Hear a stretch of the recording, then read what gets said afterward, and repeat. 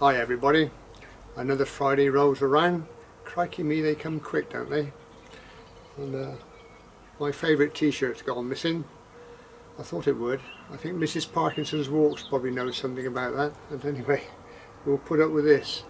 I've been thinking a bit about the channel because I get a steady stream of new subscribers, and I often wonder, they sort of pick up a film of mine somewhere and think, oh, that's okay, and they subscribe, and then the following week they get some Borno fart talking, rabbiting along to camera. They must think, what the hell is this all about? So it probably needs an explanation, which broadly speaking is that I have Parkinson's disease, which upsets my mobility a bit. And although I have a circuit around here, which I try and do every day if I can, because that helps me not only physically but mentally feel like I'm fighting back. But other than that, I find it sometimes very difficult to get about. So I can't produce the volume of films to produce one a week. So we have one film one week, and the following week we have me sat here critiquing the last week's film, and then talking about the film to come the next week with a little bit of extra info, hopefully. Talking of which, last week's film, did you see that link? Seamless. Seamless link. Last week's film, Adelstrop. How many of you paused the video or downloaded the poem and then had to go reading it yourselves to see what the issue is? Because I had great difficulties with it. It doesn't flow. It sort of stops, starts, and as Level Crossing says, I thought poems were supposed to rhyme. Well, yeah, they are. But there you go. That one didn't.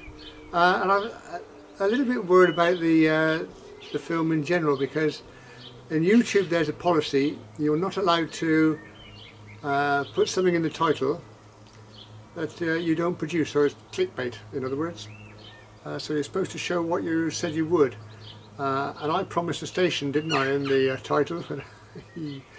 Well, we got the site off, and we got corner of the station house. I mean, it's the best I could do in the circumstances, and hopefully you'll forgive me for that, and hopefully YouTube will as well. And I think if we keep quiet, we'll probably get rid of it.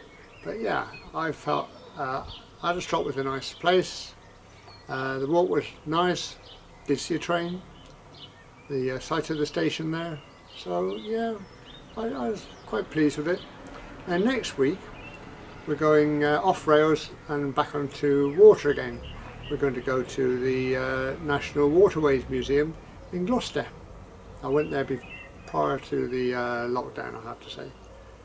And it's quite a fascinating museum, really. If you, like I do, tramp along old canal, bits of canal and locks and various bits and pieces of infrastructure, to actually go there and then see them in sort of newish condition, if you like.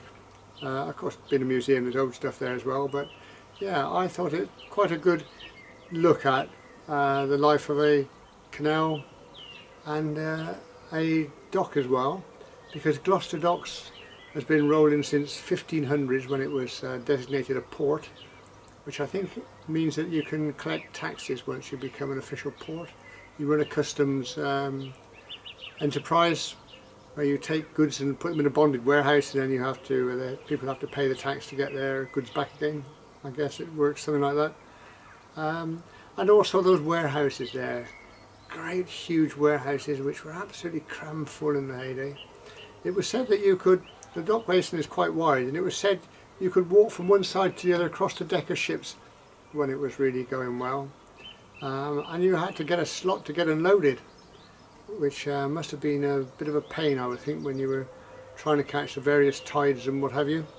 But the goods then were offloaded from the ships, because the bigger ships could get to Gloucester because of the Gloucester Sharpness Canal. And Gloucester was at the time the biggest inland port in the country, or the farthest inland port in the country. And so they'd get the goods to Gloucester, they'd then be transshipped into a smaller barge, or maybe a little bit of road transport at those times, so the roads were absolutely horrendous. But the smaller craft could then go on up through the Severn and into the smaller rivers and what have you, and deliver the goods. So yeah, a very complex operation. And of course there's a vast railway network all around there in later years. So yeah, I think that'll be worth a visit. I'd like you to come along with that one. So if you meet me out at the front of the museum next Friday. Now, I've been told off for inciting meetings of groups of people during lockdown when it's illegal, but this is a virtual meeting and there are no limits on virtual meetings as far as I'm aware, so I think we'll get away with it, but we'll be discreet. We'll keep there and we'll keep our social distance. We'll survive, team, we'll survive. So if you take good care of yourselves as always, and we'll be away next Friday. See you there.